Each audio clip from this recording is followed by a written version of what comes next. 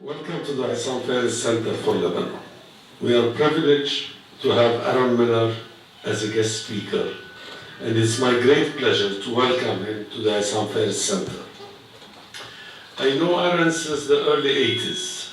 He started at State Department in '78 and quickly became the diplomat to visit whenever a foreign diplomat in Washington, like myself, needed explanation on US position with regard to any country in the Middle East, especially when it concerned the peace process. He remained at State and worked for 5 presidents and 7 secretaries of state in different positions and roles until 2003. Dr. Miller is presently a public policy fellow at the Woodrow Wilson Center in Washington, where he started in 2006 after serving Seeds of Peace President for 3 years. Aaron has authored 4 books: The Much Too Promised Land, America's Elusive Search for Arab-Israeli Peace in 2008, The Arab States and the Palestinian Question Between Ideology and Self-Interest, 1986, The PLO and the Policy of Survival, 1983, Saudi Arabian Oil and American Foreign Policy in 1980. He is currently working on his 5th book, Can America Have Another Great President?, to be completed in 2012. I have a few questions I'm hoping Aaron would address in his talk. I start with what General Jim Jones said at the Washington Institute the other day. He considered the following to be the pillars of the new national security strategy. He said, security, we have an enduring interest in the security of the United States, our citizens, and US allies and partners. On values, quote, we have an enduring interest in upholding universal values at home and around the world.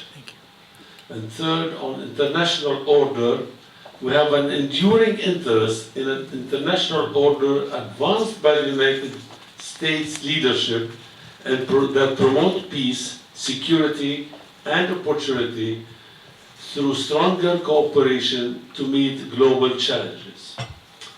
In the Middle East, who are US allies and partners whom the US considers to be important to its security, have the similar values, and important for its leadership of the international order? And how far would the US go to defend these allies when any of these pillars in one country are threatened? And with regard to Lebanon, 2 questions. Rumors have it that another war is imminent, and many in Lebanon are betting that such a war would change both regional and Lebanese balance of powers. What's the view from Washington? Second, did the Bush administration policy towards Lebanon differ from traditional US policy towards Lebanon and from the Obama policy?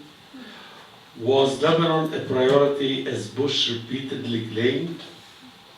Again, Aaron wa sahlan to Lebanon and to the Hassan Fares Center, please. First of all, Abdullah, thank you very much. It's a pleasure to be here. I've known Abdullah for many years. He's a man of great integrity, and he's also an honest man.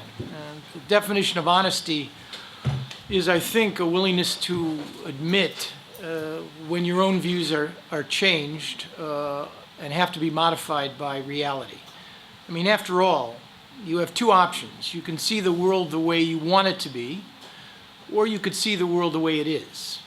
And I would argue to all of you that whether it's Lebanon's policy or America's, it's the balance between the 2 that ends up always, not always, but it raises the odds that you're going to have a successful policy. When you see the world the way it is, things never change. But when you see the world the way you want it to be, and you don't factor in the way the world is, it sometimes can be a prescription for disaster. I had the honor and privilege over a 25-year period of providing advice, some good, some not so good, to 6 secretaries of state actually on one issue, which was how could the United States help Arabs and Israelis, Israelis and Palestinians reach a comprehensive peace. Now, during the course of my career, I came to believe deeply in 3 basic propositions. One, there was a solution to the Arab-Israeli conflict that could meet the needs and requirements of all sides. It was not a perfect solution.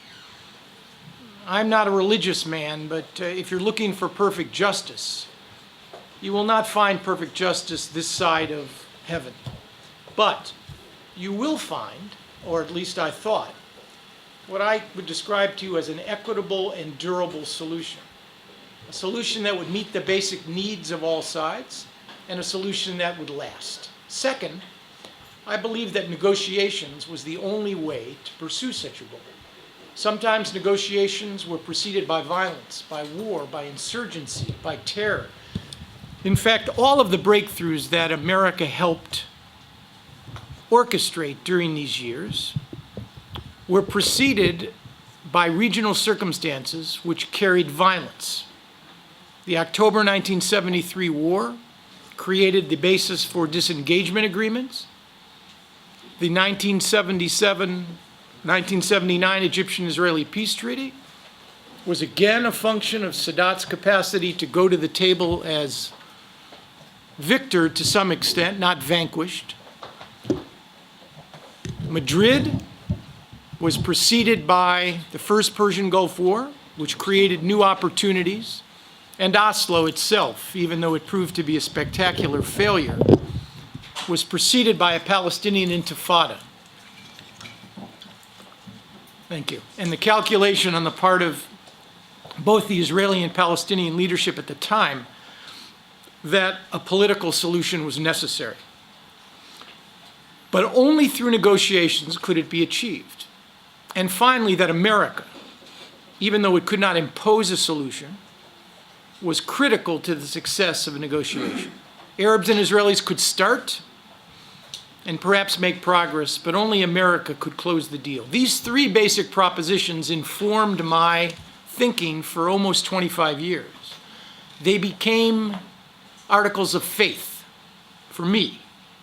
Not religious faith, but faith can be secular as well. I would submit to you today, and I've just written a piece which is causing quite a stir back in Washington called The False Religion of Mideast Peace, in which I argue that I'm no longer a believer. And I will say to you at the outset that each of these 3 propositions, that there is a solution, that negotiations can produce it, and that America can drive those negotiations, all of these things are at sea right now. An honest person could not look at the world the way it is and conclude with a measure of certainty and authority that these 3 propositions that guided my career and which frankly guide the policies of administrations and the current administration, somehow that these are foregone conclusions. They may prove still to be valid, but I think it was important, and it is important, to look at each of them to try to conclude whether or not they are valid. Now, I want to distinguish between 2 things. I am visiting a country which I have visited many times before. I don't think I've ever stayed the night here. I've been here many times, but I've never spent one night in Lebanon. Not one. I'm living in a country whose vulnerability with respect to the Arab-Israeli issue is acute.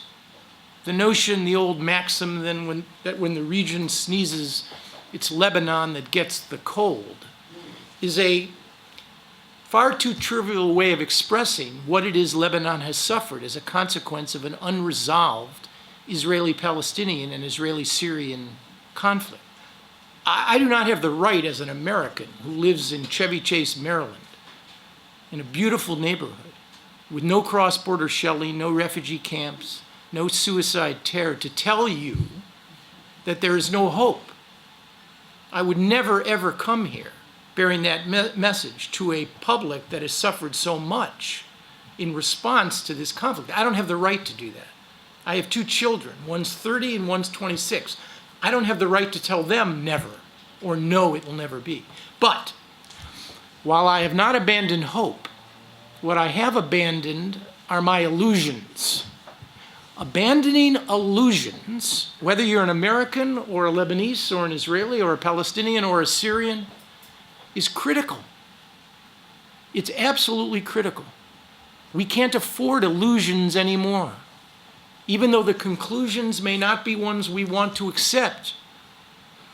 So that is my main message here.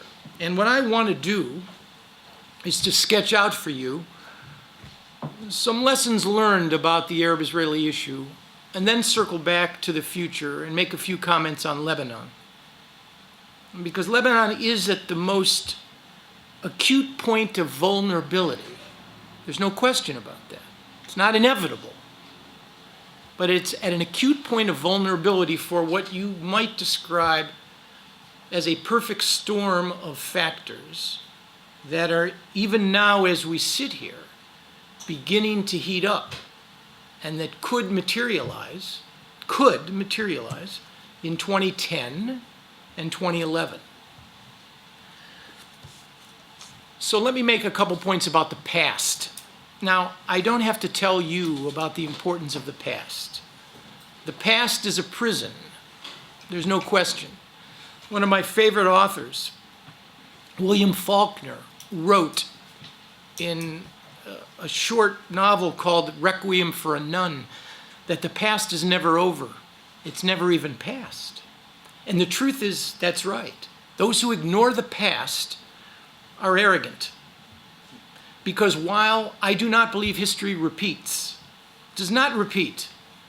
And we're, I think, looking for false lessons if we want to see exact repetition. History, according to Mark Twain, rhymes. History rhymes. And what is important is to look for those rhythmic patterns to try to determine whether or not there's anything of value that we have learned from where we've been. Now, I am a historian. I'm actually a trained professional historian, and I'm embarrassed to say that in 25 years of government, I could count on one hand, maybe, the number of times I used history to justify or to undermine an argument that I was trying to make to a Secretary of State or to a president. That's not good. Because for a great power, and even for a small one, history is a guard against two things. It's a guard against omniscience, the notion that countries can know everything, and it's a guard against omnipotence, the notion that countries can do everything. One point to demonstrate this. The United States occupied Japan for 7 years, between 1945 and 1952. 7 years we occupied the Japanese mainland at the conclusion of the Second World War. If I were to ask you now how many Americans were killed during a 7-year occupation on the Japanese mainland in hostile actions by Japanese, what do you think the answer would be?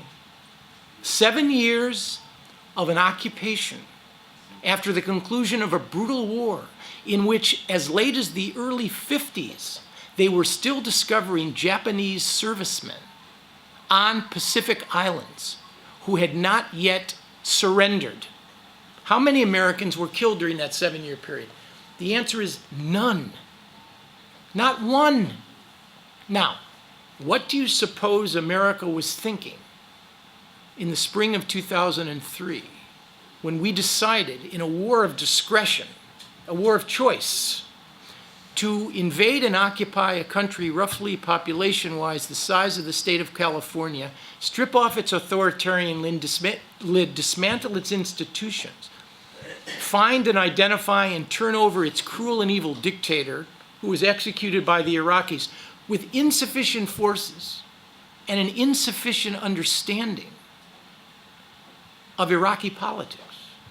What did we learn and understand from the past. The fact that America can act, whether in matters of war or peace, is not the only question that needs to be asked.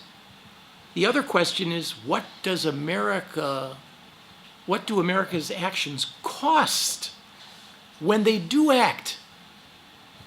July 2000, another example of ignoring history. We were preparing for the Camp David summit, a summit for which no one was prepared. Arafat was not prepared. Barak, even though he was prepared to go further than any Israeli government had gone before, was not prepared to make the kinds of decisions that would have elicited a Palestinian response. And Bill Clinton was not prepared. Had we looked at Jimmy Carter's experience at Camp David, we would have concluded differently. We would have seen that the basis for a conflict-ending agreement between Israelis and Palestinians on the four core issues, Jerusalem, security, borders, and refugees, was simply not present. No matter how much Bill Clinton wanted it, no matter how much we wanted it, it wasn't there. And Barack Obama now, in the interests of history and success, needs to ask himself the same question. So what have I learned about the Arab-Israeli issue from the past that is relevant for this discussion? Number one, because politics in this part of the world is existential, that is to say, it's a matter not just of a political career, but of fates of nations and the lives of individuals. And America has had its fair share of assassinated presidents. But here, politics is existential every single day. It is not a hobby. It is not a pursuit. It is not even a career. It is a risk, because